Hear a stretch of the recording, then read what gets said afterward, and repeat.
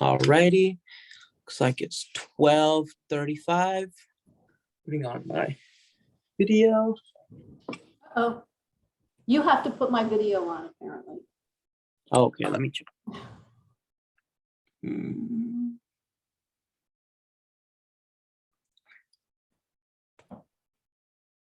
Let's see here. Is there any way we can put Luis's video on, guys?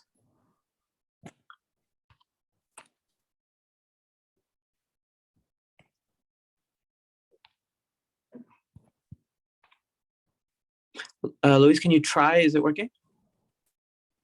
Yep, here we go. Ah, perfect. Hello. Hey, how you doing? I love the jacket. Thank you. All righty. Okay, guys. Can everyone speak? All right, everyone, we will begin now. Hi, everyone. My name is Saeed Ahmad. I'm one of the board members for the Harvard Association for Law and Business, the premier law and business society on the Harvard campus and one of the biggest student orgs. And we are happy, we're grateful. Thank you so much for having the Senior Vice President and for Legal Affairs and the General Counsel of LVMH, Louise Firestone, for coming on. Thank you so much for coming on, Louise. Thank you, Saeed. I'm very happy to be here. Correction, I am the General Counsel for North America. There is a General Counsel for the entire LVMH group. Her name is Caroline Virgil, and she's based in Paris. But I am for North America. And thank you. Thank you for the correction. And Luis, guys, I'll kind of give like a brief run through over the formatting. So we have a couple questions that were pre-submitted beforehand that we'll go through. And then if we have time at the end, I think we'll have about 5 to 10 minutes. We will address any of the audience questions. You can put them in the chat or we'll open up the Zoom. And then the guys afterwards, you will get an email for the location of the food. So stay tuned for that as well. All right, Luis, I'll start off with the first question. Can you tell us a little bit about yourself and your current role as SVP and General Counsel at LVMH North America region? Right, so I've been with LVMH for almost 23 years, which is crazy when I say it, and even crazier when I think it, to be honest. It's been amazing. My background actually was primarily in financial services. I worked in 2 financial institutions before joining LVMH. So LVMH was a brand new kind of place for me. The job has changed over the years, but I will tell you that there are certain constants. I'm also the corporate secretary. I deal with any minority shareholders. So for example, we have subsidiaries where some of the founders are still very much involved in the corporate governance, and I am the person who really deals with those issues, and also just maintains the corporate books and records. I'm also a member of the executive team, so I'm involved in a lot of strategic and not purely legal kinds of issues. You can imagine when the pandemic started, it was all COVID all the time. And we've managed to get away from that somewhat, but I still have team members who spend most of their time dealing with COVID requirements and restrictions and dealing with all of the CDC and other guidance. The other things I handle are any mergers and acquisitions that involve US entities, either because it's a US based entity or because it's an entity that has US subsidiaries, for example. I also oversee my legal team, which includes a real estate lawyer, an IP lawyer, a general litigator, a couple of employment lawyers, paralegals, etc.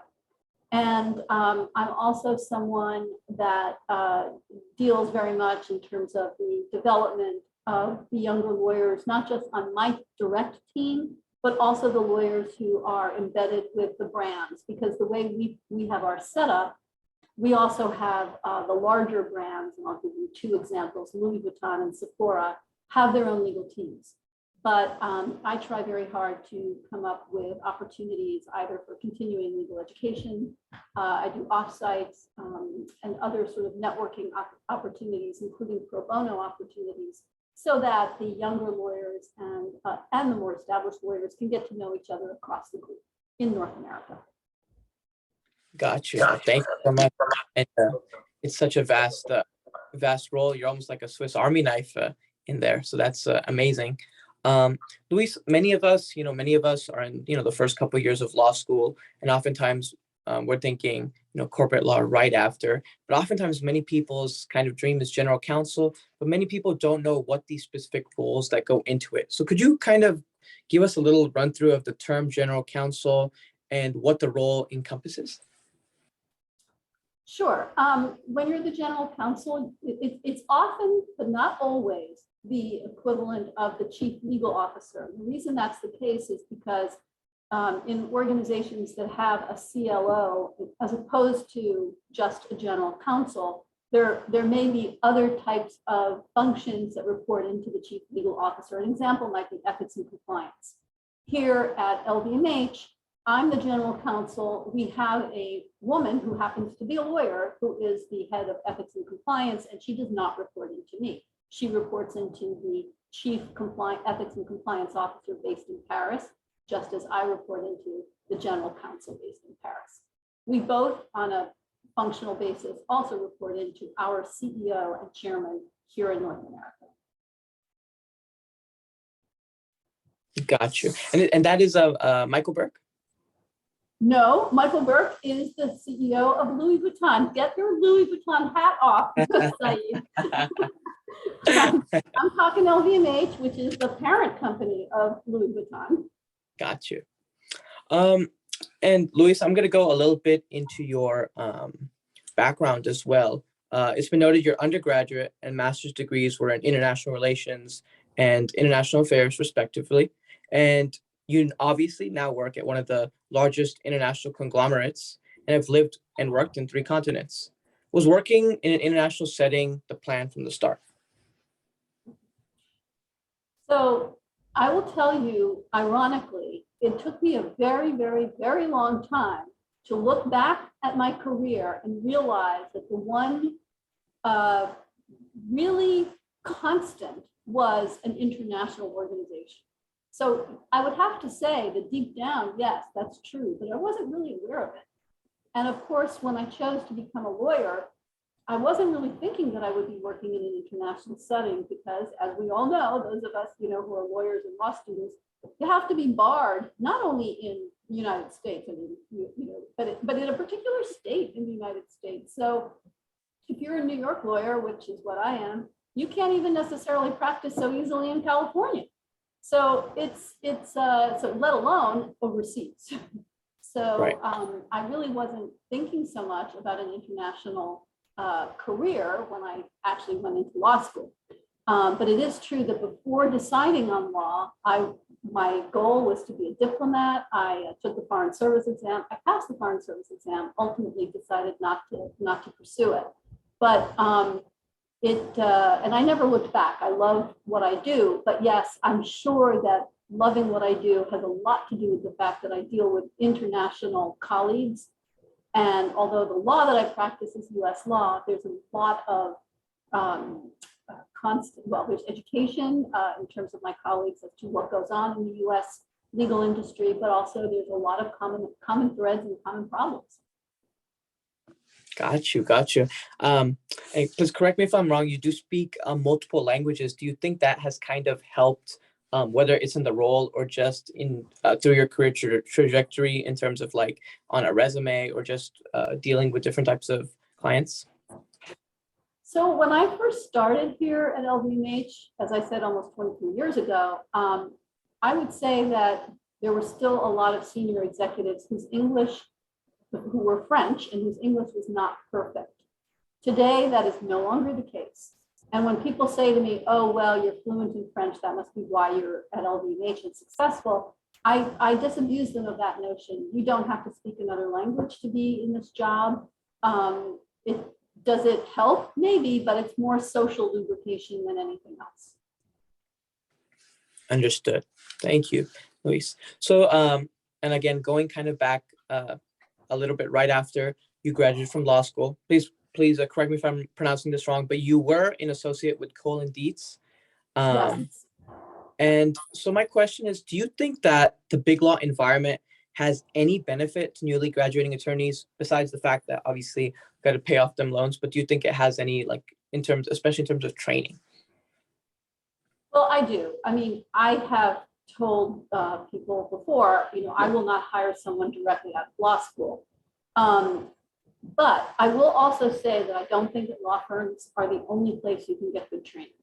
I think the government is an excellent place to get training. People come out of the SEC or State Department or FDA or whatever it might be, have tremendous insight and I think make wonderful associates either in a law firm or potentially in-house, depending on the issues at hand.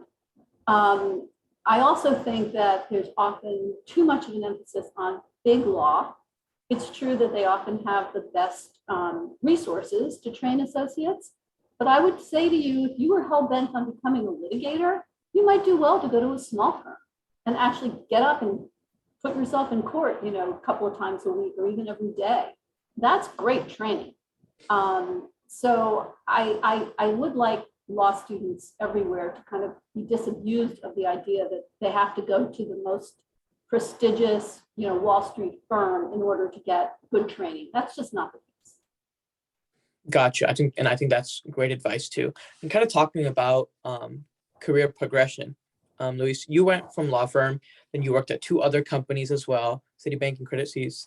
And I'd say, and please correct me if I'm wrong, but much of your trajectory has been about, taking risks or going into what many people might think the unknown. How important is it to take risks in terms of career trajectories, and how is that applied to your specific situation? Well, I do think that I've taken risks. I also think that I was pretty naive and I didn't really know how risky some of my moves were, to be honest with you. When I made my first move in-house, I was still quite junior, and it was also at a time when people didn't go in-house as readily. So the very fact that I was doing so, I was told by one of the partners I worked with that it was a career-limiting move, that good lawyers did not go in-house. And I remember spending a lot of time discussing the move with my then husband, and he said, look, and he, by the way, was a lawyer in a law firm, and he said, what have you got to lose? If it turns out that it's the wrong place for you, you can probably go back or go somewhere else. And so that's how I decided to pursue it. And I have to tell you, first of all, I was very impressed with the caliber of lawyers I met at Citibank and later at Credit Suisse. It just isn't true. It just wasn't the popular thing to do. Today, it seems like most of the time when you talk to law students, they don't even want to go to a law firm except as a passageway to an in-house position. And I think that's wrong too. You really should be open because there are different skill sets. It turns out that I think I ended up being more suited for the in-house positions than I anticipated, right. But I didn't really know that. I did it kind of stupidly, as I said. I think it worked out well. And again, kind of talking about those job transitions that you must have had in between those roles. You said in a previous interview that when you were looking for a job, you publicized it to your network, and it was through this way that you actually heard about the opening at your current position at LVMH. A lot of us are still in the hunt for summer jobs or employment opportunities. Can you tell us a little about the importance of networking in looking for a job? Well, let me talk to you a little bit about networking just for itself. And the reason I'd rather say that is because I've found that when I've discussed networking with some students, they feel that it's a little bit icky, like you're kind of almost, going out there and you're sort of like it's almost like a beauty contest and you're trying to like get in good with the partner or with whoever it might be.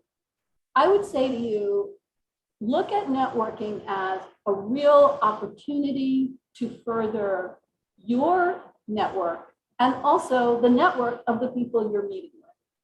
So, for example, if you're interested in something, let's say you have a hobby, right? You're a soccer player on the weekend. So these people all have other jobs. Talk to them about what they do. Figure out, maybe you have other things in common. Maybe it's one day they have a company and you might be somebody that they would consider bringing in to be their first legal counsel. Don't do it with a view to getting a job, but do it with a view to get to know the people that are currently in your network and also reach out to the people who aren't in order to develop a real relationship. Not all of them will turn into something positive either for job hunting, but it's also the kind of thing that if you ended up wanting to stay in your law firm, for example, and become partner, right, you can't wait until your 7th or 8th or 9th year to start developing client relationships. You have to start when you're a very brand new associate to make sure that if you're working for a corporate client, you reach out to those in-house counsel who are your cohort, the younger junior members of the team. Invite them out for coffee. Ask them about how the company works, what the culture is like, what motivates them. Not only might you eventually get a job, but more importantly, you will be a better lawyer to those clients because you will know more about their business. Understood. I kind of basically what you're saying, value those genuine connections. Mm-hmm. Now, you have noted that your team at LVMH work at the holding company level and also handle M&A, so mergers and acquisitions. Ever since you joined LVMH, there have been a multitude of acquisitions by the company, and most recently that of Tiffany, which was north of $14 billion. Can you tell us a little bit about the steps that go into an acquisition, especially at a global conglomerate like LVMH? Well, I want to be clear that I am not the person negotiating the deal, okay? We have teams in Paris that do nothing but search for opportunities. LVMH is nothing if not pragmatic about finding beautiful companies which we hope we can help to develop even stronger positioning in whatever market. So in the case of Tiffany, it was a little complicated because we did the deal right before the pandemic. We then tried to negotiate the price. Tiffany wasn't happy. We ended up in litigation. I think it was sort of touch and go for a while, but we closed the deal on January 9th, 2021. And then, of course, we had to integrate. And we had to integrate a company that had been suing us and we had been countersuing. So, it was tough. It was tough. You always want to make sure that culturally there's goodwill. And sometimes it's not that well. But it's been very positive so far. And in terms of what it involves, well, it involves so many different steps and different people have different roles. I actually spent a lot of my time, because so much of it was actually done out of Paris, I spent a lot of my time dealing with shareholding issues, treasury issues, other kinds of financing issues. And it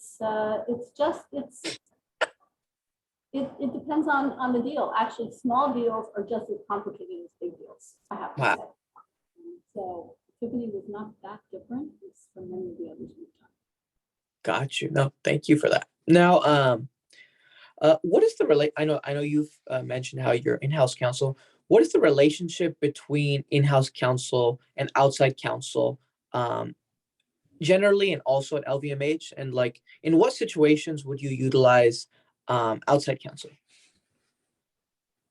Well, we always utilize outside counsel in something like M&A. Okay, although my team works on some of the adjacent M&A adjacent things, I'm really the person who handles M&A for us, and I'm one person, and I have other things to do.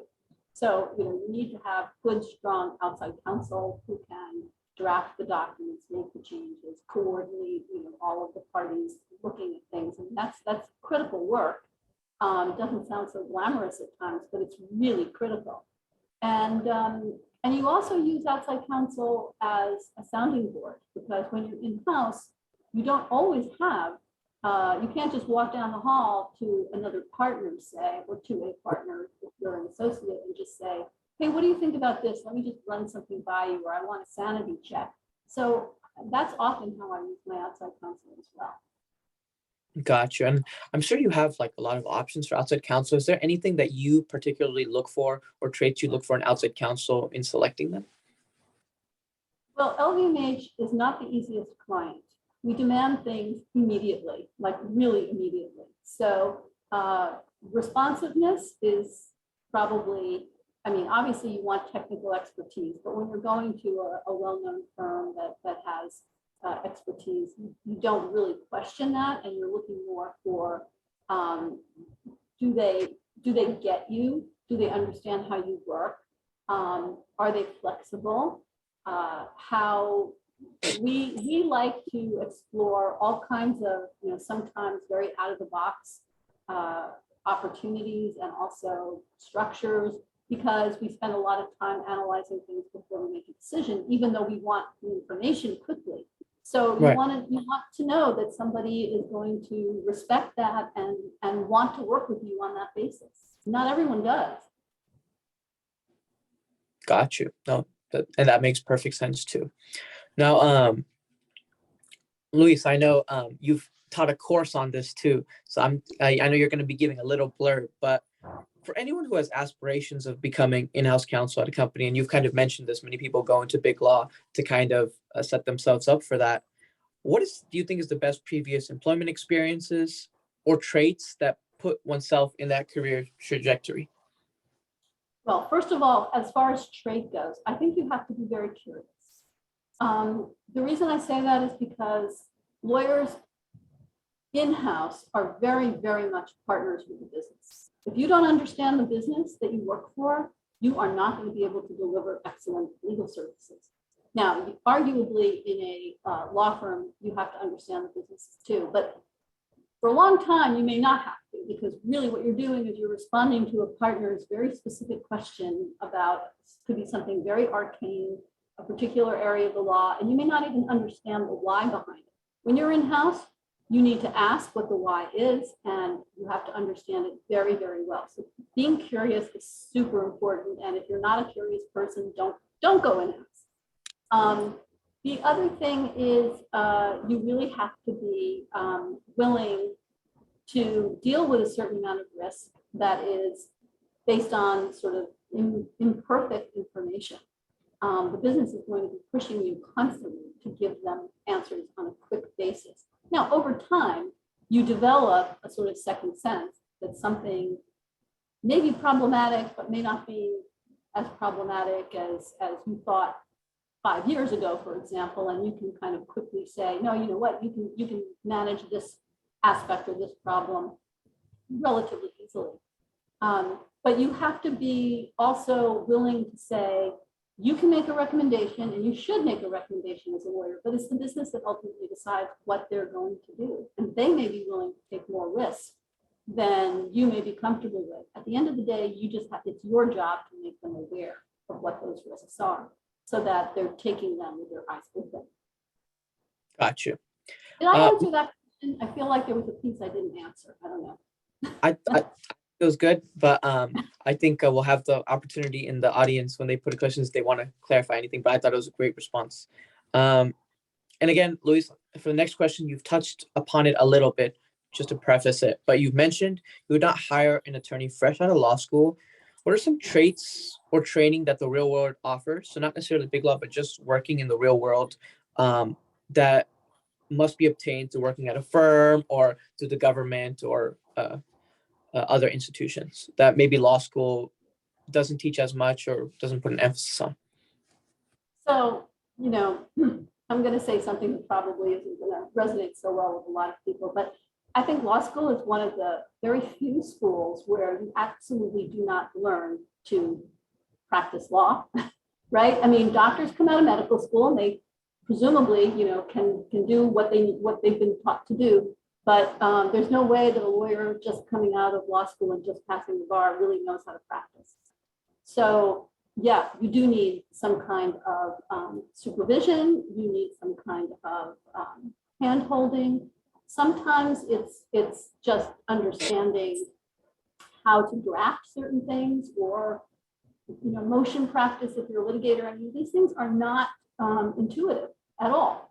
But you just don't learn them in law school. There's also the softer skills. You know, you're dealing with clients, so you have to understand how to deal diplomatically with perhaps very difficult people. And that's usually something that takes a little bit of time. But, you know, partners will whip you into shape if you're not doing it the right way, assuming they let you even have to sign contracts. Hopefully they will. Right. No, that makes perfect sense. And now kind of at least kind of going to the present day, kind of in the last 2 to 3 years, in light of COVID, you know, kind of started December 2019 and kind of March 2020 was kind of in full bloom. You were a senior leader on the LVMH COVID-19 response team. Can you tell us a little bit about what your role was on this team in navigating through the pandemic? Like, I can't imagine how much pressure there must have been in that. Well, first of all, I'd like to tell you that the shout out for most of that has to go to my employees, because they were the ones who were on the front lines day in, day out. What can we do? Can we have people in stores? And the answer is no. What do we need to do for our employees? What do we have to set up when we finally opened our offices again? How often did we need to clean? This was something that on a day-to-day basis, my employment attorneys really handled. But it's also true that in the beginning, we didn't know, for example, could we apply for a PPE loan? Could we, or should we? What did we need to do from a tax side to get employee retention credits? And did we need to? Were we going to have to terminate employees, or could we furlough them? These were all conversations, and they weren't decisions that legal was making. Okay, these were conversations with other senior people within the group, and yes, it was time intensive. But then no one had anywhere to be. Right, we were all at home. By the way, not to mention the first week that we were at home.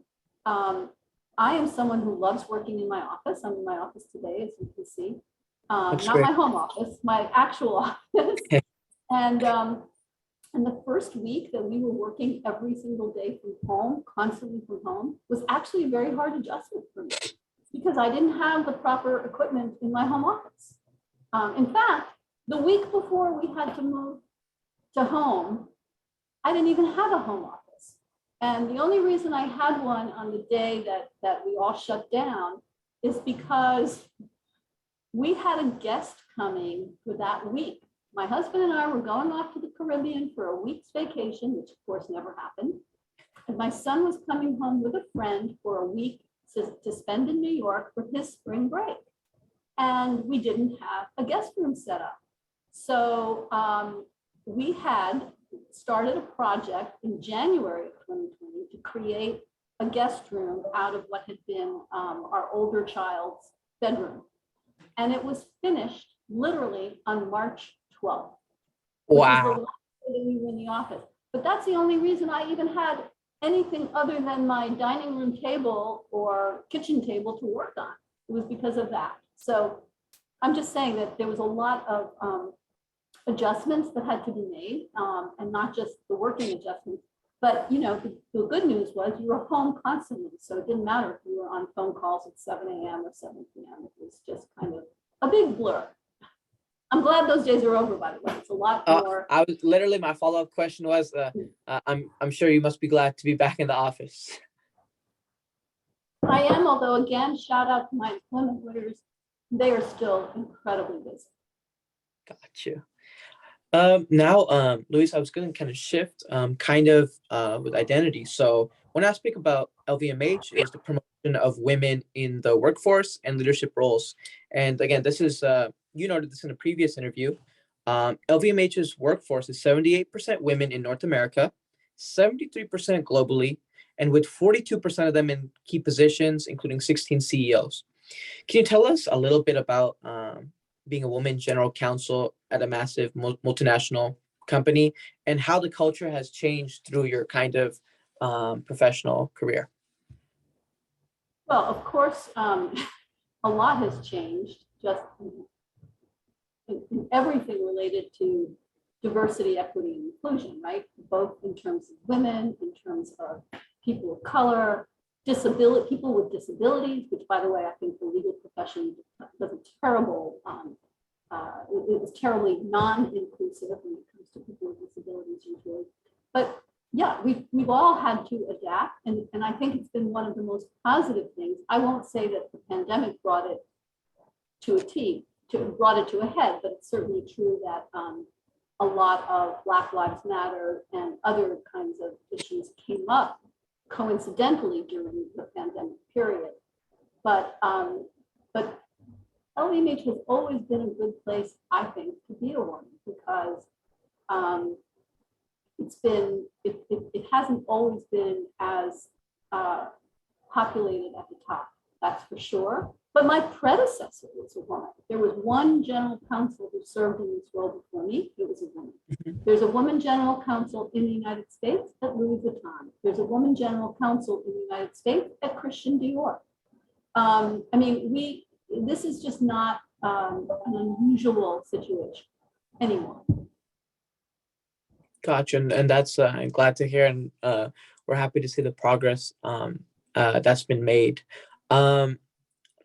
Now, and kind of going back to the aspect of Zoom, and how we talk about the new normal, especially with the emerging variants and different aspects of efficiency we've seen. Do you think that hybrid working can be seen as part of the future of corporate culture? Totally. And you hear some of these large institutions, especially like financial institutions, saying that people all have to be back in the office and whatever. And by the way, our culture is more of an in-office culture too. But there's no way that we're not going to be able to accommodate a hybrid workforce, because frankly, younger people don't want to be in the office. In fact, many of them don't want to ever be in the office. So you will literally lose out in terms of talent if you don't accommodate some kind of a hybrid workforce. I also think that one of the interesting things about Zoom, I mean, I'm as tired of Zoom as many people, but Zoom, here we are, for example. The last time that I spoke at a HALB event was in person.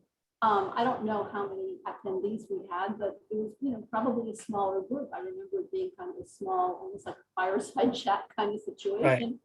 Right. When you have these kinds of events over Zoom, you can have people who are in other countries. And in fact, I have spoken on panels. I spoke at a African fashion law event where the majority of the attendees were based on the African continent.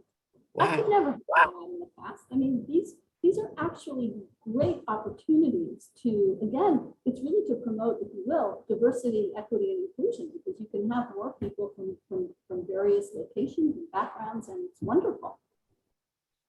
Yeah, especially considering how much time it takes to schedule in-person events. It takes months upon months, even scheduling Zoom events, especially with someone who's working like you with such a busy schedule. So we're grateful for Zoom in that regard. Also, everyone, so we do have like about 15-20 minutes. So I'm going through the questions in the chat. So if you have any questions, go ahead, put them in there, and I will look through there and address them. Louise, another question in the chat, and I think you've kind of delved into this in previous interviews, but would you say that having a fashion background is necessary for going into the fashion industry as a lawyer? So you've probably read what I've said in the past, which is if somebody writes a letter to me as a cover letter saying, I have a passion for fashion, I drop that into the circular file, because I'm not looking for a lawyer who has a passion for fashion. I'm looking for a lawyer who has a passion for the law. But in fairness, if you come to work for me, you will develop a passion for fashion, because you will learn about our brands, how they began, the storied background, the amazing designers, the amazing history, and you will come away being incredibly impressed with the creativity and the innovation. So you'll develop that. I'm not worried about that. But I would rather somebody develop it with me rather than come here with a preordained view of what that is. Got you. And kind of going I think it's a good follow-up to that question. What are some of the biggest misconceptions about working in the fashion industry on the legal side? I know you've kind of touched upon this before.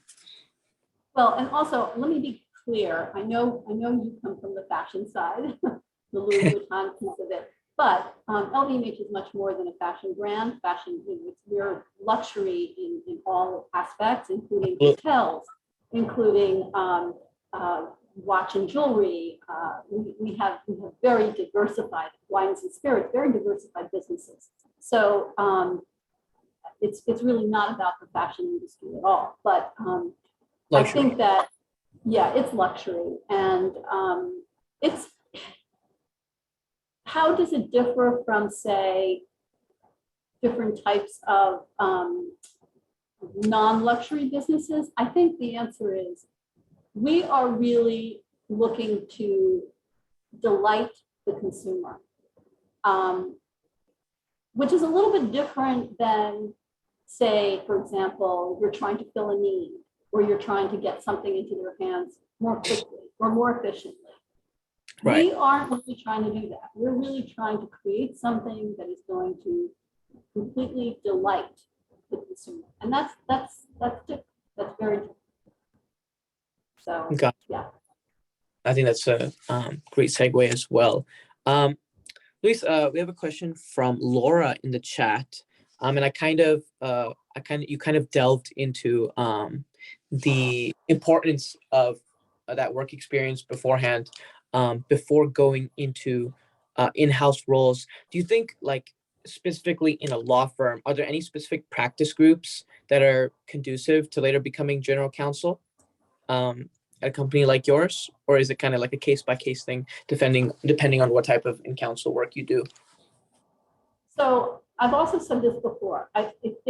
If you're hired as a general counsel, it's usually because there's been a problem in a company that hasn't had a general counsel, and they suddenly decide, well, we have to fill this void.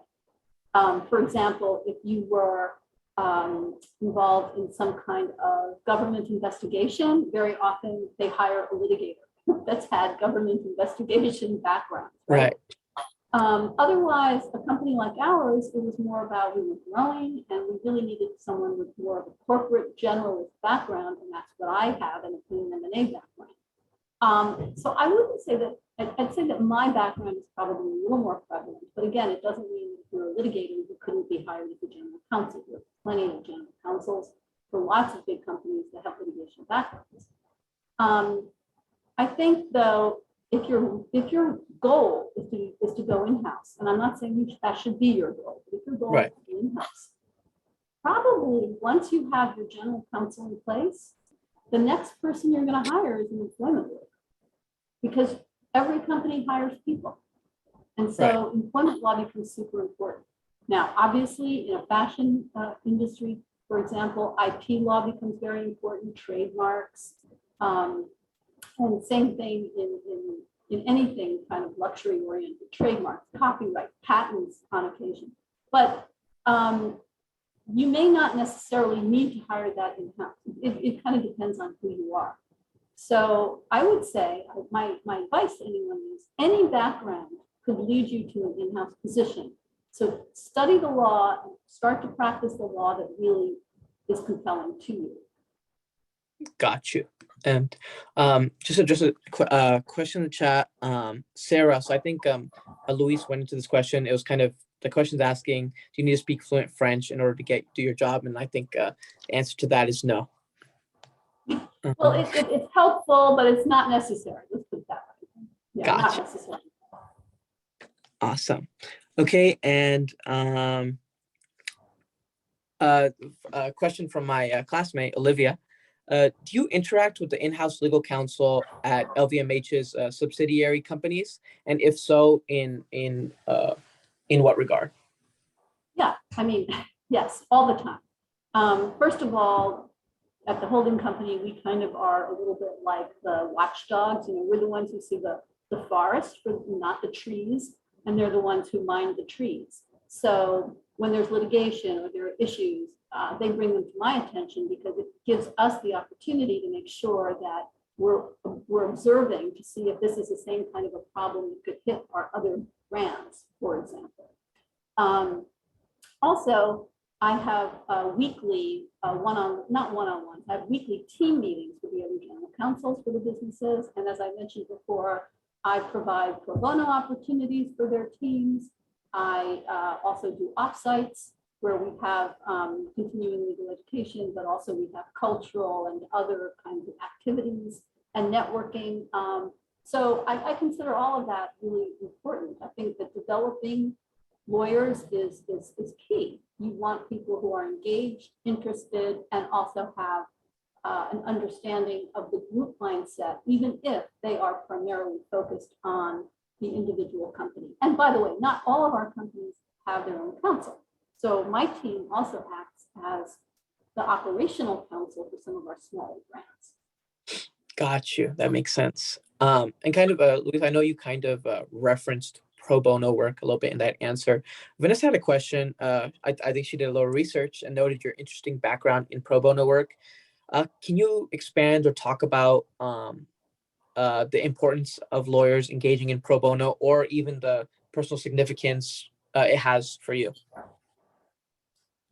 Well, first of all, of course, it is something that is absolutely required in our profession, right? We are to give back to those who cannot pay for our legal services. And I do take that very seriously. I've always thought that that's an important part of being a lawyer and accepting that responsibility. When we created our pro bono program, though, it was very interesting because we started out by surveying all of our internal lawyers to find out what kind of work they were interested in doing and would they be interested in some kind of group-sponsored pro bono activity. And initially, there was a lot of pushback. People said, oh, we don't have the time. We're so busy. We're so busy. And it's not like a law firm where it's really encouraged. It's viewed here as extracurricular. And I think that was a fair point initially, too. So when I structured the pro bono program, there were two concepts. One is it had to be something that wasn't going to drag on for months and months. We weren't going to do death penalty cases here. We were going to do something that was kind of quick, where we could be impactful, and also that would provide us with networking opportunities. And by networking opportunities, I mean either that we were doing it in person, so we would be, and by the way, also including our non-lawyer staff. So our paralegals, our admins, who really don't have the opportunity to see exactly what lawyers do and what they might be good for other than the stuff that they kind of participate in tangentially. So that was how we did it. Now the pandemic, of course, threw a big monkey wrench into that. But I will tell you, I recently personally participated in a clinic that was an immigration rights clinic, and they did a great job. They pivoted by doing the training over Zoom, and then we had interviews with our clients over Zoom, and it was really look, I don't know what's going to happen. My job was to help do the intake for a 4-year-old boy who had to escape gangs in El Salvador. And of course, the 4-year-old boy isn't going to be able to tell you much, but his mother through a translator. So it was not under the easiest circumstances, but it was incredibly poignant. And I think those of us who were able to participate really found that it was a very moving, really wonderful experience. So I try to provide those experiences, and I'm hopeful that when we can do it in person again, we will have in-person clinics. We often partner with our law firms, by the way, because it's the best way to kind of have sort of the admin set up and everything else. But Zoom has been a pivot that we've been able to do as well for pro bono, and I'm very pleased about that. Got you. All right. At least I'm going through some of the questions. Let's see here. Already. So we have a question. It's asking, in what ways might you as General Counsel be involved in the more general strategy of the business beyond the plain legal issues as a General Counsel? mean, as I said, I'm the executive committee, so we might be discussing COVID requirements one day. We might be discussing hiring certain people another day. We might be discussing our strat plan. We might be, I mean, it's Right. it's honestly, it's an ongoing thing. I'm one of 8 people on the team, and we spend a lot of time dealing with non-legal issues. It's the running, the everyday running, the strategy with respect to the business here in North America. Got you. And Louise, this is I'm taking out the Louis Vuitton cap, but we have a question in the chat kind of related to that. It's kind of related more on the broader culture. So if, let me know how you want to answer that question, but it's kind of asking about obviously in light of Virgil Abloh's recent passing, can you please share maybe some reflections you have on the impact of his work on the greater LVMH kind of brand? And I think this is more of a business specific question. If there are any shifts you see among consumers in the future regarding the brand or regarding luxury in general. Yeah, well, I mean, Virgil was a creative genius. There's just no doubt about that. One of a kind. I will say, I do credit LVMH and Louis Vuitton for thinking that he really would be the kind of person to helm Louis Vuitton, because it wasn't exactly an obvious choice, even though he always had an interest in fashion. Right. But he's proven to be incredibly influential, and his passing was not only shocking, but of course, very, very sad, so young.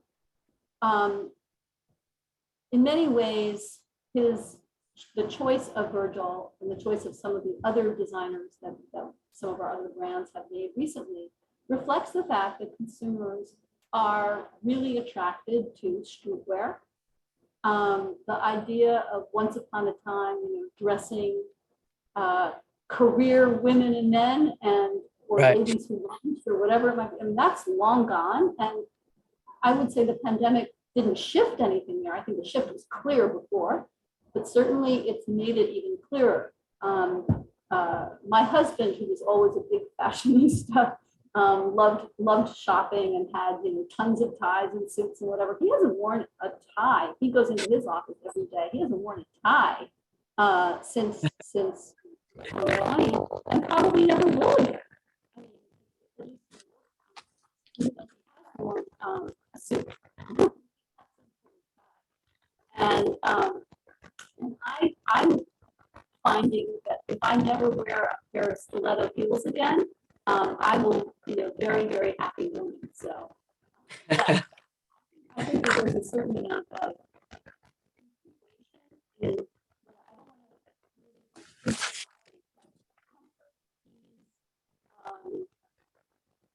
clothing. And reflecting one's authentic self as opposed to wearing a costume. I think that's really nice. I think that makes sense. Once, can you go off mute and mute again? I think the audio was just a little choppy. Can you hear me? Oh, perfect. Yeah, I can hear you. Alrighty. And you mentioned that obviously your husband is a fashionista. Liz, you've self-proclaimed that you are not a fashionista.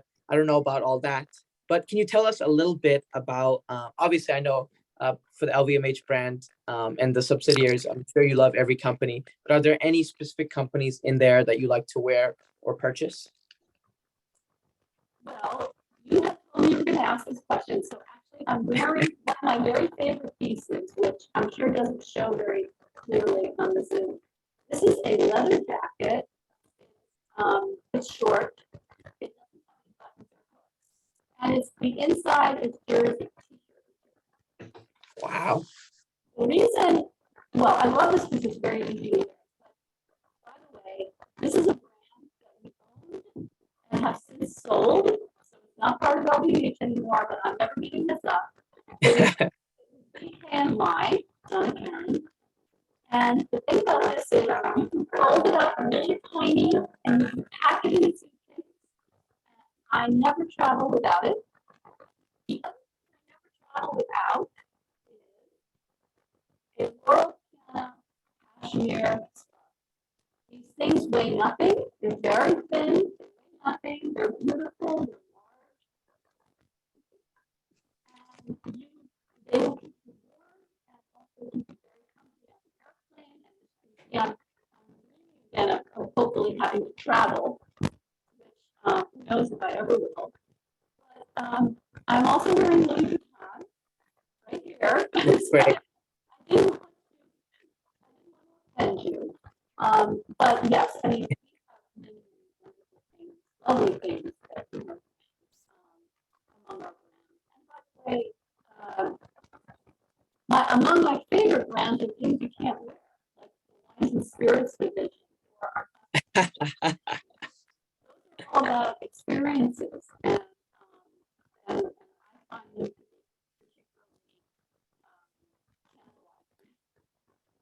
Yeah, I really like, oftentimes when people hear the LVMH, they know Louis Vuitton, then I tell them MA is more Hennessy, and they're like, oh my God, I did not know that they were all under the same umbrella.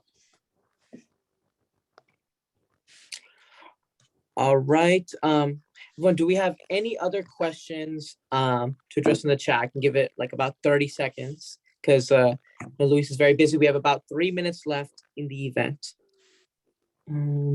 a question in the chat. I don't think it was answered. Yep, please go ahead and address it, please. It was Vanessa who asked, diversity, equity, and inclusion is an important issue in the workplace in the U.S. This is a global issue. Diversity and equity are more easily tackled than inclusion. How do you address inclusion when it's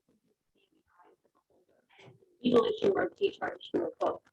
And I like that question a lot because I actually feel like we're doing really well on diversity and equity. We're not doing so well on inclusion, and I don't mean specifically society. In order to truly tackle inclusion, you have to be willing to have difficult conversations. And that's hard. And the more diverse your team is, the more difficult the conversations will be because people do not have the same perspective. That's what makes decision making powerful. You have people with different perspectives. But it also means that you have to stop and you have to understand why someone has a different perspective. And really, what does this mean? Everybody approaches problem solving the same way, you will come to the same answer. We know that's not the right answer necessarily, but the process of getting to the right answer is messy. So inclusion is really about, I think, thinking through, making sure that you're providing these opportunities. I also think it's about authenticity. We've all known that the pandemic has affected our mental health. That and mental health of everyone that I know. And I think our team members and people use opportunities to talk if they want, not talk if they don't want, and to respect the fact that everybody is dealing with the pandemic and other issues have created. So I think DEI is an issue for everyone. Not just legal, not just at HR, but anyone who's managing a team has to how to make the teams better, more collaborative when you have different. Awesome. Louise, I think that discussion of diversity and inclusion was a perfect way to kind of close. Louise, thank you so much for taking your time to come speak with our students. We had such a great time. And for students, I know you guys are hungry, so you should receive an email shortly with location to the food. And Louise, if you would like, we can get one shipped to New York. We can try to get that done too. I think we have enough good places here in New York to get our lunch. But Awesome. Saeed, it's wonderful to see you. For those who don't know, Saeed was a college senior, I believe, and then he went to work for and was an amazing client advisor. And then next thing I know, he's at Harvard Law School. It's like, whoa. Great to see you here. Likewise, Lisa, look forward to keeping in touch too. Thank you so much. Take care. All righty. Bye-bye. Bye.